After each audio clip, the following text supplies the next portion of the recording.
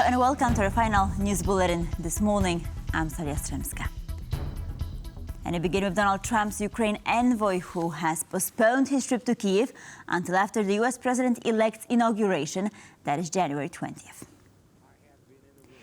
Retired Lieutenant General Kellog, Trump's choice for a U.S. envoy to Ukraine, was initially meant to visit Kyiv to meet with Ukrainian leaders in early this month. He was also meant to meet other European officials during this time, including in Rome and Paris.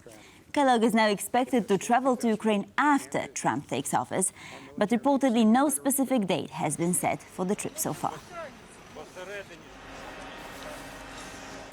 The European Commission has cancelled a meeting with Slovakia and Ukraine, which was set to take place today.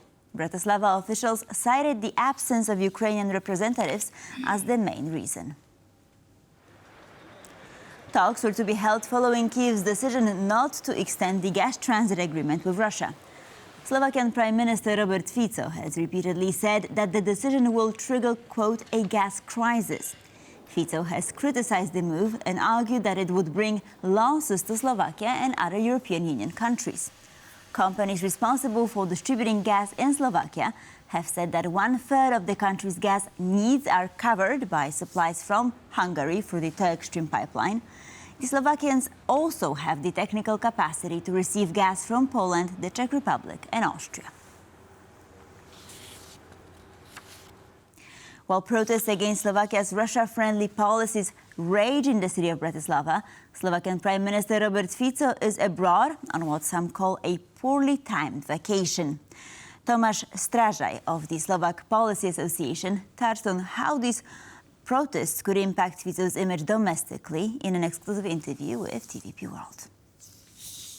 Public opinion is very much polarized at the moment in Slovakia, and still the government, I would say, has quite significant support of the population.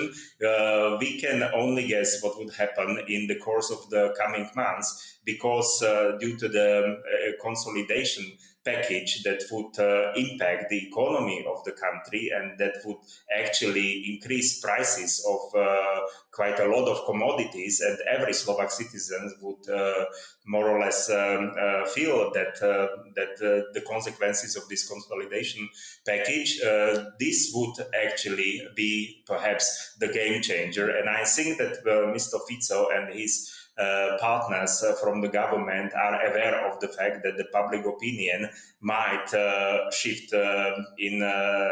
towards the opposition, in the direction of the opposition. Polish Minister of the Environment, Paulina Hennig-Kloska, said Russia's influence over gas prices in Europe is waning. She also added that Poland could supply Ukraine with electricity following the Slovakian Prime Minister's vow to cut off supply to Kyiv. After January 1st, the prices of gas have basically stayed the same. This shows that Russia has a much weaker influence over the price of gas in Europe, and we're aiming to wipe that influence out completely. We were gearing up for this for a few months. We have the capability to ramp up our energy exports to Ukraine. Our power grid operators are ready for that. It's only a matter of whether or not Ukraine will want to or will be forced to make use of this possibility. Kyiv has at least a few places it can get its energy from. This type of behavior from the Slovakian Prime Minister goes against the interests of Europe, which has been unilaterally supporting Ukraine for years. So these types of comments from any Prime Minister should have no place in the European community. Moldovan Prime Minister Dorin has highlighted the worsening humanitarian crisis in Transnistria, saying that people are going without electricity for hours, lack heating, and most critically, they have no access to gas. The breakaway region, which has received informal support from Russia, has been heavily affected by the halt of gas transits through Ukraine. The meaning of all of this is for Russia to create instability in the region, but also very importantly to influence the results of the parliamentary elections in Moldova due to take place this autumn. Analysts from the Institute for the Study of War say Ukraine might be gearing up for a new offensive in the Russian Kursk region. While not ready to make any specific predictions yet, ISW experts say Ukraine has made tactical advances in the region earlier this month. Kyiv's troops have also reportedly advanced northeast of the town of Sudzha in Kursk. The ISW said, however, that they are still unable to fully verify these claims. Soldiers in Ukraine's Kyiv region have also reported a decrease in intensity of Russian attacks following the launch of Ukraine's Kursk offensive. The Ukrainian armed forces have eliminated a group of North Korean soldiers in Russia's Kursk region. The report was published on the Telegram channel of the Special Operation Forces of the Armed Forces of Ukraine. Operators from the Ukrainian 8th Separate Special Purpose Regiment have eliminated 13 North Korean servicemen in Russia's Kursk. After the skirmish, the Ukrainians searched the fallen DPRK troops. One had an assault rifle with a scope, a Sino-Russian Azad handheld radio, and a drone detector, as well as an ID card that differs from a regular military ID. The items found may indicate that he was an officer rather than enlisted personnel. The North Korean soldier had also been carrying a letter of appeal to the Workers' Party of North Korea. Monday evening, protesters took to the streets of Tbilisi to welcome Orthodox Christmas with a candlelight vigil. This was the latest in a series of daily demonstrations in the Georgian capital. Footage from the protest shows people gathered in Rustaveli Street singing Christmas carols. Some were already there, while others arrived from another demonstration held outside the offices of the Georgian public broadcaster. As per usual, the protesters were joined by the opposition's head figure, former President Salome Zurabishvili. Demonstrations in Georgia began after the pro-Russian government suspended accession talks with the EU.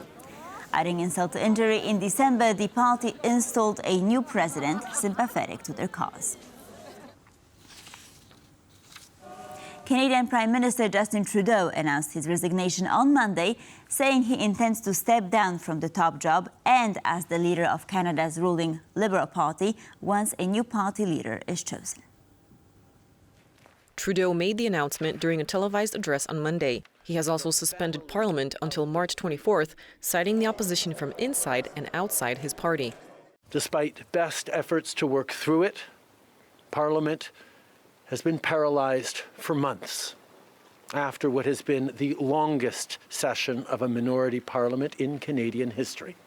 Trudeau's Liberals have been marred by scandals and political crises in the past 2 years. They are trailing far behind the Conservatives led by Pierre Poilievre in the polls. Trudeau was under heavy pressure from the opposition, who vowed to bring down his government in a vote of confidence at the earliest opportunity. Trudeau, a scion of Canadian political royalty, became Prime Minister in 2015 after he led his Liberal Party to an outright majority. He lost his majority 4 years later, but the Liberals remained the largest party in Parliament. Trudeau's minority government then survived snap elections in 2021.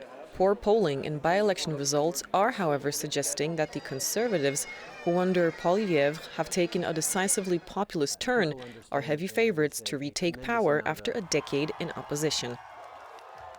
U.S. President-elect Donald Trump has responded to Canadian Prime Minister Justin Trudeau's resignation with a suggestion of assimilating Canada into the United States. On his social network platform Truth Social, U.S. President-elect Donald Trump wrote, "Many people in Canada love being the 51st state," causing controversy as the message appeared after Canadian Prime Minister Justin Trudeau announced he will be resigning as the country's head of government. Trump has recently criticized Canada for its trade practices, claiming they exploited the United States. He has also threatened to impose 25% tariffs on Canadian imports if Toronto fails to stop the flow of illicit drugs and illegal migrants across its southern border. Trudeau has announced his resignation as Liberal Party leader, but he will remain as Canadian Prime Minister until the party has chosen a successor. Donald Trump Jr. is expected to visit Greenland on Tuesday, according to the government of the Danish territory. The trip comes shortly after his father, U.S. President-elect Donald Trump, expressed interest in buying the island. Danish and Greenland officials have reportedly said the island is not for sale. Reportedly, Donald Trump Jr.'s visit to the autonomous Danish territory is purely recreational, as he's expected to shoot content for his podcast there. The US president-elect has made comments such as "Make Greenland Great Again" on his social network platform Truth Social. Denmark's foreign ministry has said it would not be commenting on the trip further, as it is not an official American state visit. Tensions are mounting between Denmark and the US, as Donald Trump, the US president-elect, has recently made comments about being interested in purchasing Greenland. The Danish king has recently changed the country's royal coat of arms to more prominently display the symbols of Greenland and the Faroe Islands. Previous royal coat of arms have shown 3 crowns, a representation of the Kalmar Union between Denmark, Norway and Sweden. Now the symbol of the union is gone, providing space to better showcase the symbols of Greenland and Faroe Islands. In his first speech of 2025, King Frederick emphasized the importance of unity of all Danish territories. Trump's controversial comments on the ownership of Greenland were brought up again as his son Donald Trump Jr. is confirmed to be traveling to the Danish island on Tuesday to shoot content for his podcast. At least 95 people were killed in the 6.8 magnitude earthquake that struck Tibet on Tuesday morning. The tremors could also be felt in neighboring Nepal and India.